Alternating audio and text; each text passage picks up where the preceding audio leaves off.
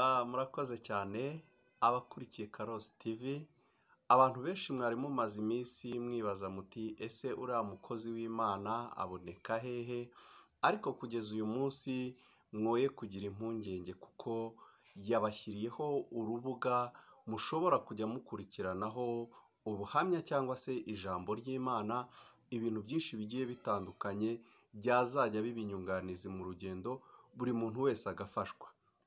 Urubuga rero rwamaze kujyaho ni Karosi TV, muzajya mukurikirana kenshi mukora subscribe kugira ngo mubashe kumenya ubutumwa cyangwa se mukoreshe musharinge kuri bagenzi banyu benshi kugira ngo inkuru nziza ya Yesu irusheho kwamamara.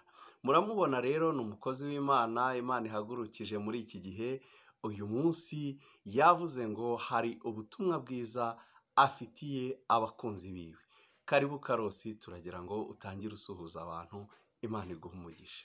Muraho mwese, Yesu nashimwe. Turabasuje mu izina rya Yesu.